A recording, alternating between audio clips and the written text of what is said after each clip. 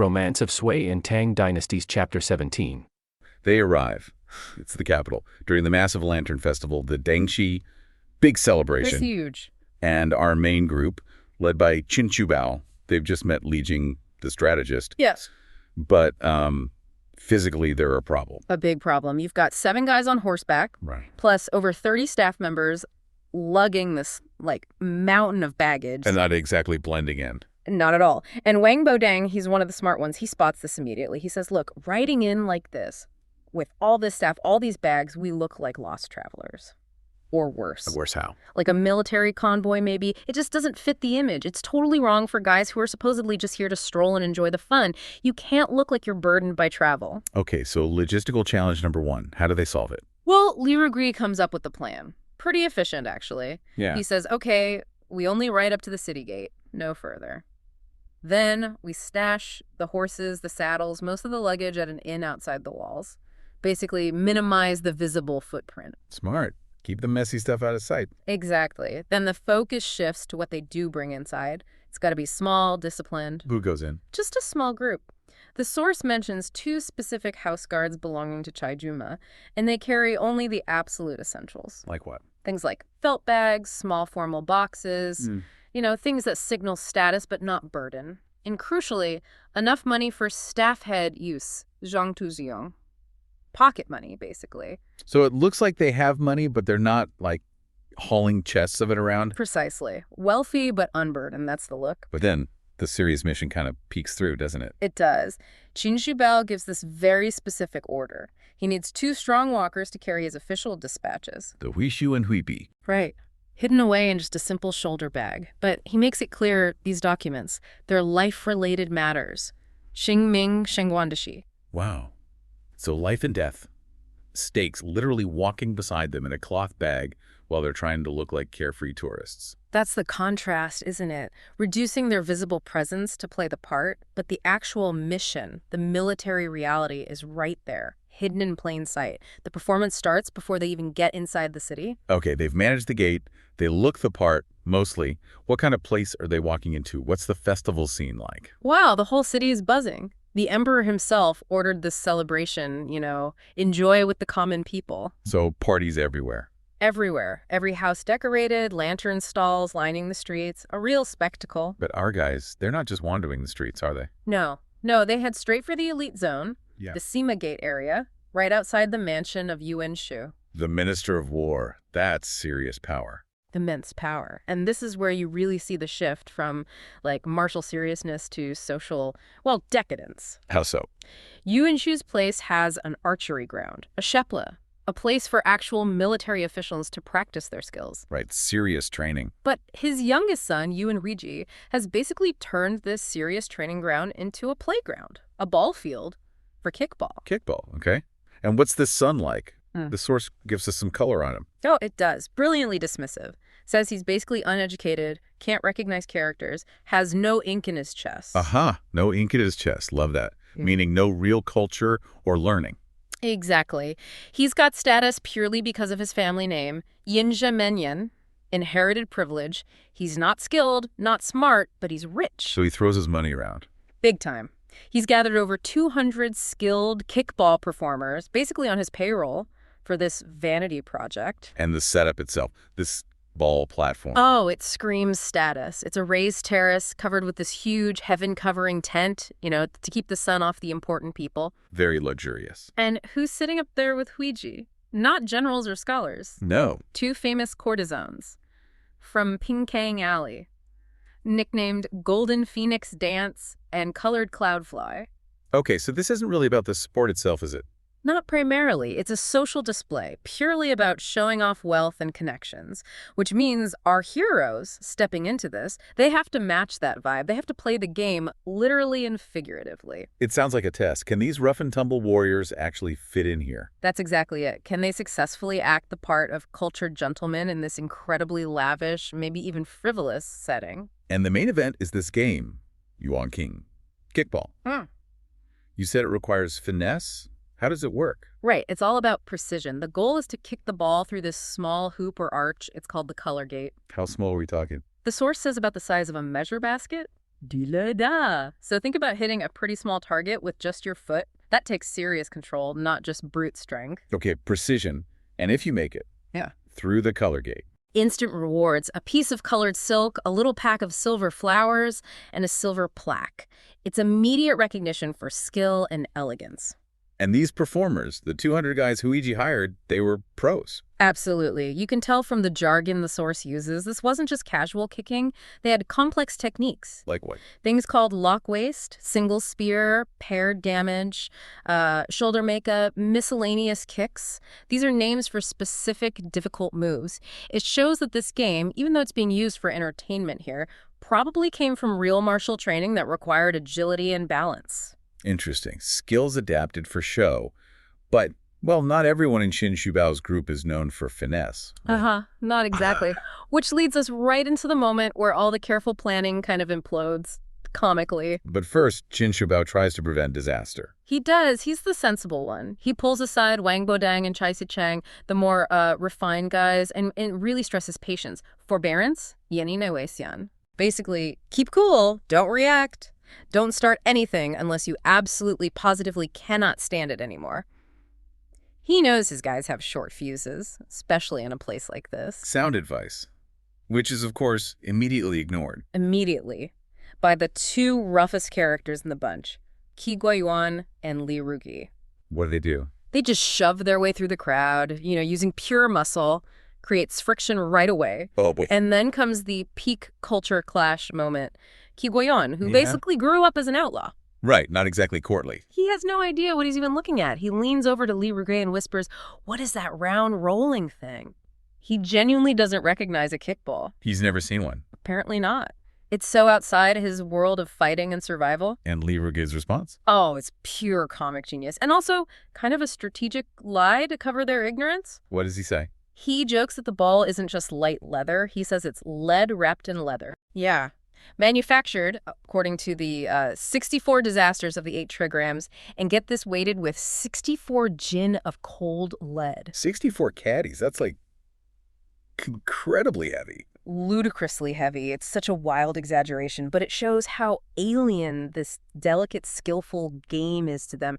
They have to imagine it as some kind of super heavy, rugged object to even make sense of it. Okay, so Qi Guoyuan now thinks this ball weighs a ton. What happens next?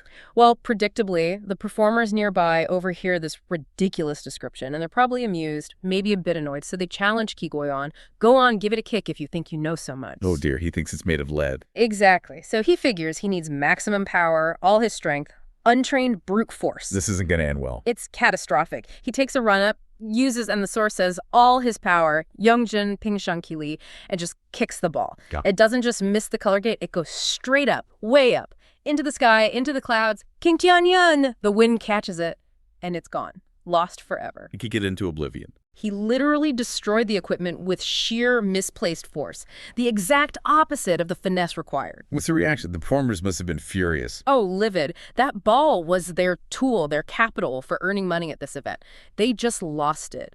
They start shouting at Qi Guoyuan. Uh-oh. Fisticuffs brewing. It could have easily gone that way. But Li Rugi, maybe having learned a quick lesson about brute force not working here, jumps straight into damage control mode. Ow. Money. He immediately pulls out 5 taels of silver Linging Yinzi and pays off the angry performers, buys their silence, smooths things over. 5 taels. Is that a lot? It wasn't nothing. It was a significant amount, enough to show they had resources and weren't just troublemakers. It was a clear display of wealth used instantly to fix a major social blunder. So they failed the skill test completely. Spectacularly. But Li Rugi managed to salvage the situation by passing the wealth and class test, using money to prevent the fight Qin Shubao was worried about. Exactly. It maintained their cover just barely, kept the performance going, despite the massive hiccup. Okay, so the disaster is averted, financially at least. But this brings us to a really interesting point, right? About actual skill versus performance. Yes, the most subtle part of the whole acting the part strategy. Because it turns out 4 of the heroes there, including Qin Shubao himself, they're actually good at kickball. They defer to Chai Xiao, who also goes by Chai Sicheng. Why him? Is he the best player? Maybe not necessarily the best player, but he's the right player for the performance. This game called Yuan Qing, think of it like Maybe a super skillful kind of ancient football, or maybe closer to keepy-uppy or hacky sack, but played with incredible artistry and athleticism. It wasn't simple. And the players themselves tell a story straight away.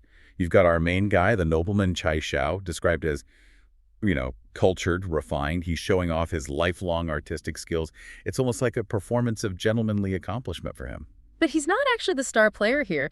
The real pros are these two women, Jin Fengwu and Kai Shifei, and the text is specific. They're hired from the Pingkang district. Which was? The Pingkang district. That was the capital's well-known entertainment and pleasure quarter.